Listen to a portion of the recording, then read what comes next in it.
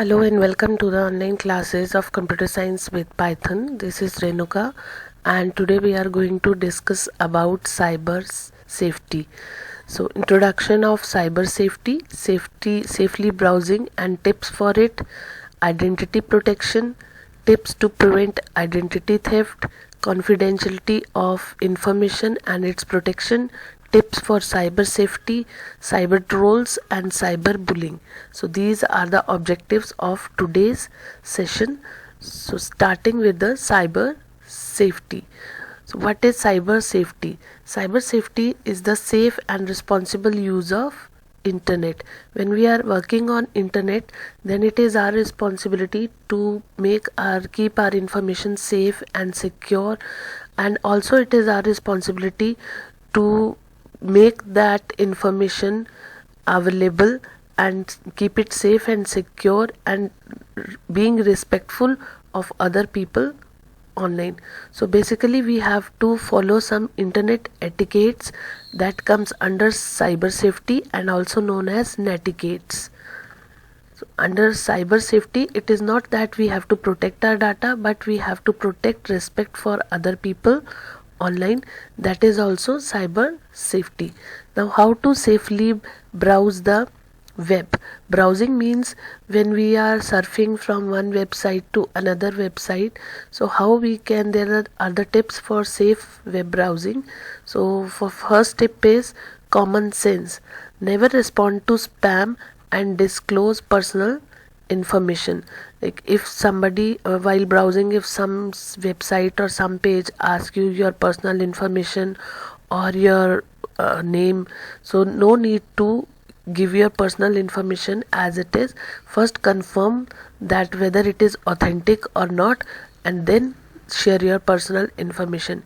Use an antivirus and firewall. That is very much necessary while browsing. So if your system must be having some antivirus to avoid the attack by viruses or malwares, and your antivirus and operating system should be time to time updated also. It should not be the old one, then only it will work efficiently. Create strong passwords. Your password should be strong so that it cannot be easily guessed. It should not be like 1 2 3 4 5 like this, or your name or your date of birth. So password will be combination of some alphabets, some digits and some special character, so that it cannot be easily guessed. Mind your downloads. Mind your downloads means be sure to review all pre-checked boxes prompted at download and uncheck any extra application which we don't want to install. So whatever you want to install or download, that much should be downloaded, not extra things, because additional files can contain virus and they can infect your system. Next is identity protection. It is a protection against theft of personal information over cyber space without consent, usually for final gain, is known as identity protection. So when you protect your data against theft, that is known as identity protection. And tips for to prevent identity theft are using strong passwords and PIN to keep your data protected. Create login passwords for all the devices. Suppose you are in a network, then for your printer or for your other devices you should create login password. Unless and until it is an authorized user, he or she will not be able to enter in your system. Beware of phishing scams. Phishing scams means, suppose you got a mail from a bank and it seems to be very authentic, and it asks you to give your name, username and password for general review, and you forward your username and password. So that could be a phishing scam to take your username and password, not really from bank. So be aware of the phishing scams. If you got any mails from banks or somewhere, so first confirm that whether they are authentic or not. Restore old computers to factory settings. Encrypt your hard drive. Hard drive contains your data, so you can encrypt that data, so that if someone steals your data without your consent, then they are not able to use that data because it will be encrypted. Encrypted means it will be in coded form. Check security when shopping online. While shopping online, so you should be very safe. Take care when posting on social media. While posting on social media, you have to take care of the security settings. Then secure your home Wi-Fi network to avoid unauthorized people entering to your system. So with all these tips, you can prevent your identity while working on internet. Next is confidentiality of information. It allows unauthorized users to access sensitive and secure data. So if you want to maintain the confidentiality of your information so that no unauthorized user can access your data or information, then you have to follow these tips. First is build strong password. That is a very must for every part.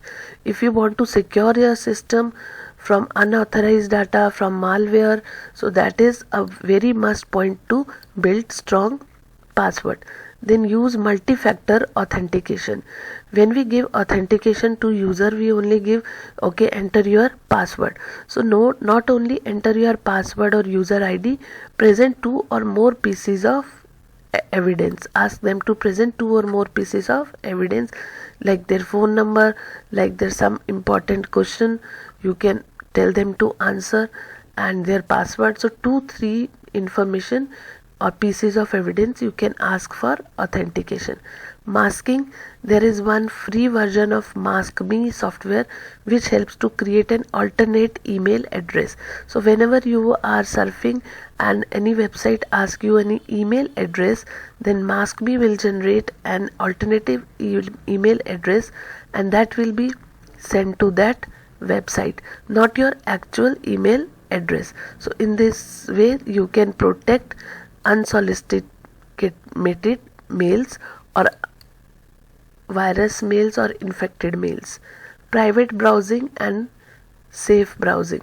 So purpose of private browsing is to avoid leaving a history of one's browsing in the browser history on the computer we are using. So if you are doing private browsing, in that case your history is not there, and user or unauthorized user cannot take advantage from your history, because in your history there could be pages where you have given your password, user ID, like this. Encryption.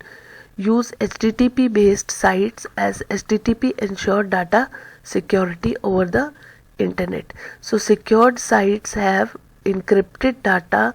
Encrypted data means coded data. When you are sharing this data or accessing this data, so this type of data cannot be decrypted easily. It will be coded and cannot be stolen over internet. Avoid using public Wi-Fi and public computer, because there are more chances of theft during public Wi-Fi. Then cyber safety.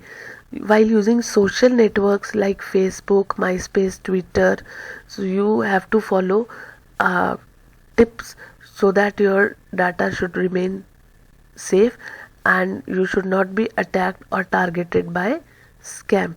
So the first tip is use strong password.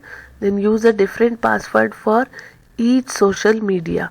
You should not share same password for Facebook, same for Twitter.